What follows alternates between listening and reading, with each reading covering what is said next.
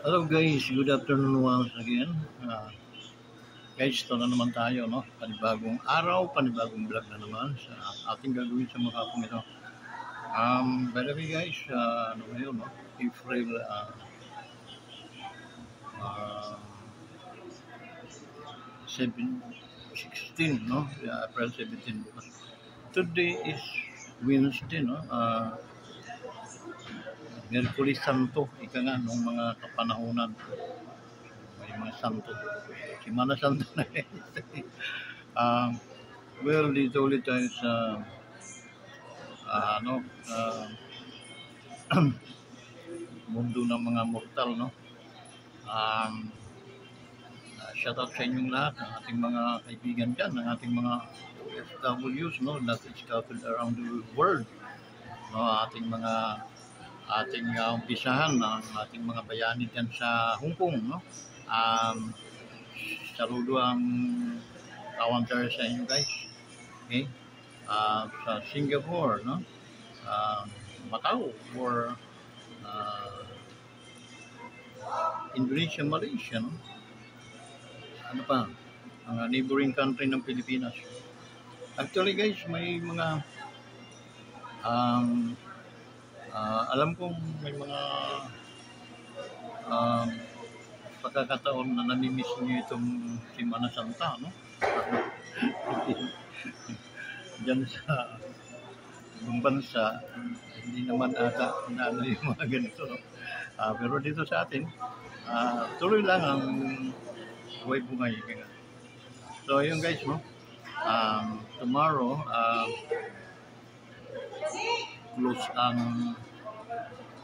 close tong store na ito. Kasi nga, ano to, nag-request tayo ng supposed to be 4 days na, ano, pero 2 days lang ang binigay sa atin guys. 17, 18, no? Magre-resume tayo, supposed to be ng 19, pero yung request talaga natin is hanggang linggo, no?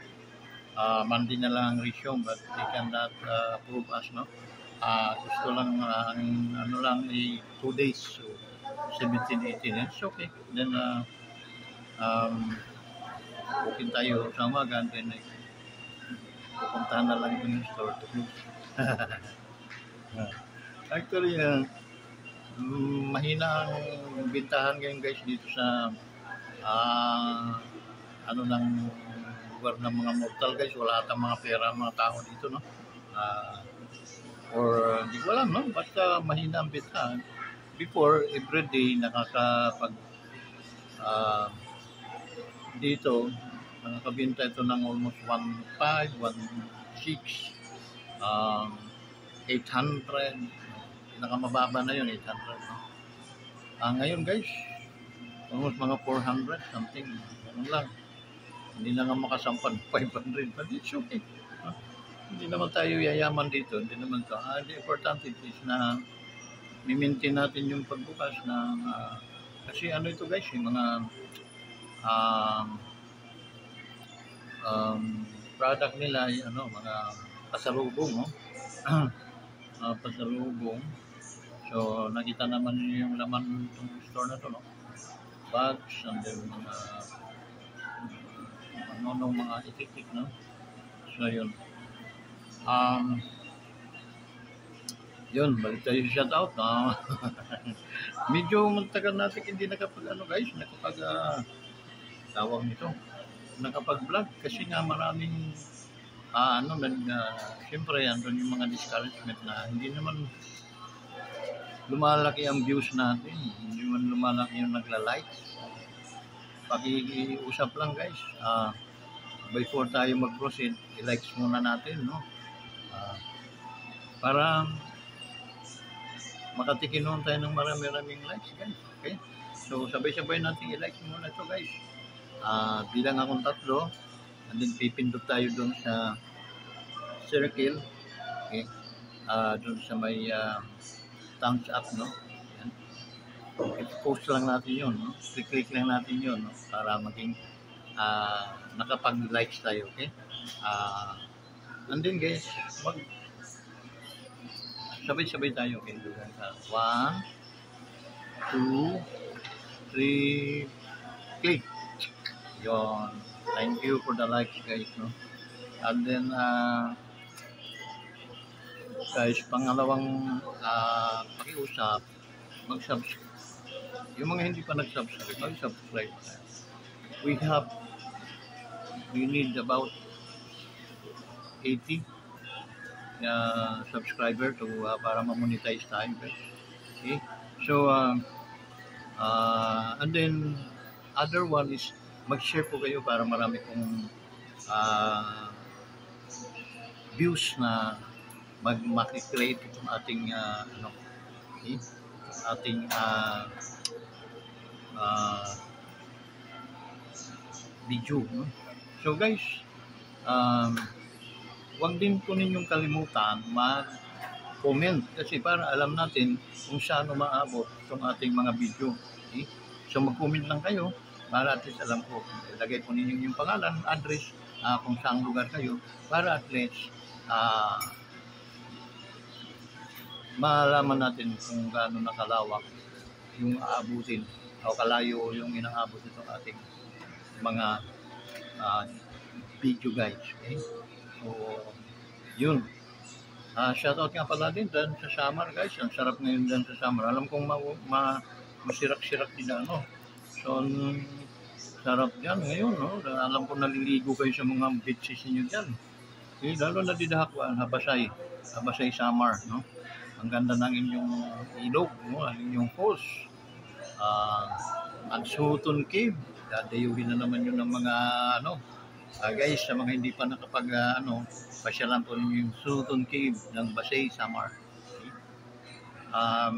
Maganda po, napakaganda. Saka very na yung transport po pupunta doon, yung mga sasakyan doon ay very unik-unik na po yung kasi yung kalsada diretso na po doon sa Rawis, Barangay Rawis, Girang. No? So, then, na yun, Inumtan, Mabini, yun. So, ilog ng gigilid yan. So, may mga kalsada yun.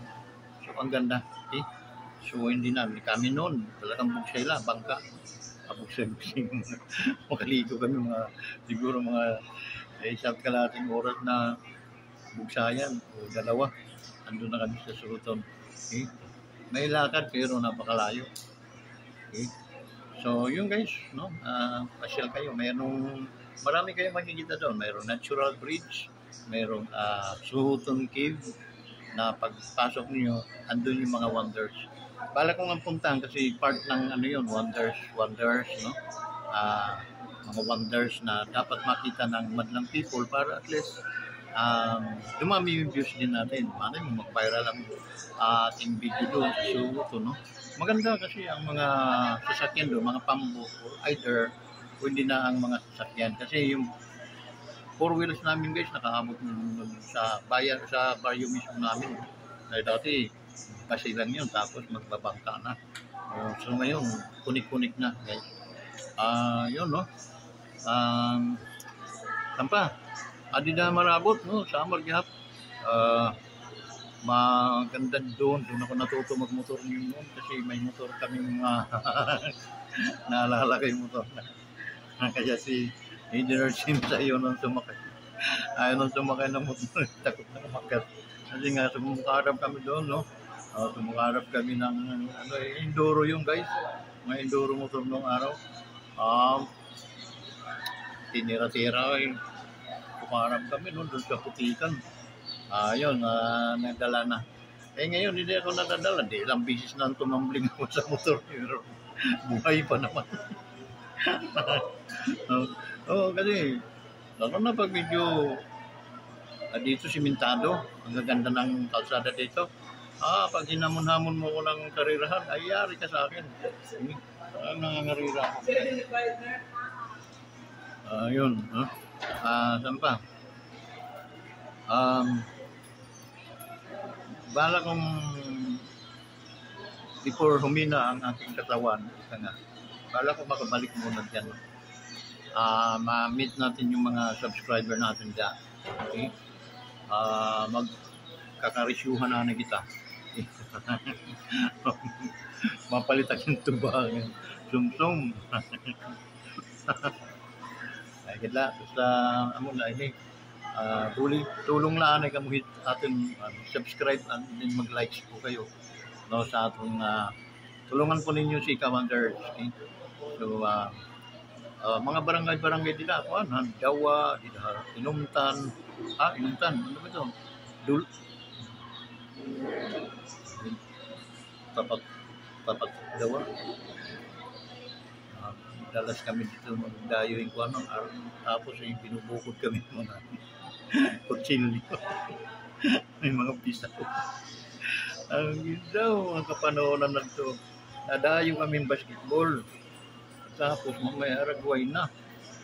Ay, naranasan na yung manakbo. Pauwi-harawi. So yun guys.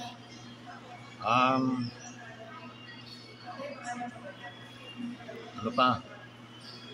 Siyempre, tawid din Tacloban. Tacloban, no? Sana gumanda-ganda naman ang Tacloban natin. May iwas ang mga ang krimen. Okay? So, we can operate or destination without Maldives, or mga Marcoses, mga so, balik natin ang linaw. Ngayon, ginugulo pa mga tao. Bago daw ng kapanahonan ni Duterte. Yung mga balirakan ng mga umising na kayo mga Pilipino. Lalo na dito Hakuan, Tacloban, mga Litinyo, mga Samarin. Dami naluluko dito. Mga binayaran ni mga tawag yung mga animal na to. Yung may mga vlog, diba? Tapos mga binabayaran ito ng gobyerno para at least siraan itong mga Duterte, mga gano'n lang maniniwala ba patukan ng mga ulo sa mga akala nila hindi sila isumpa o barangon kaya natin yung mga animal na ito para tumahimik, no? Hindi naman tatalab sa kanila yung mga mura-mura natin dyan. Barangon na lang natin yung mga ng gobyerno, yung mga pakawala ng gobyerno ng mga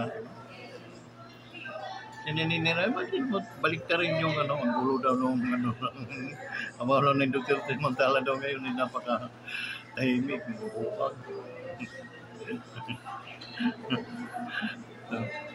Watan yung mga magulang ko eh. Wata. Wag kami. Kasi before, only Duterte regime, no? Duterte government really changed the Philippines.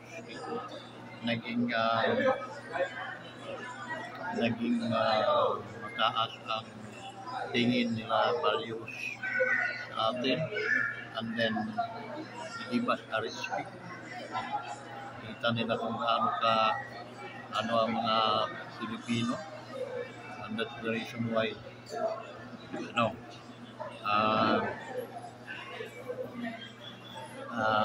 kumanda yung imahin ng Pilipinas. But now, my God, kalunos-lunos. Unless mga matay ang mga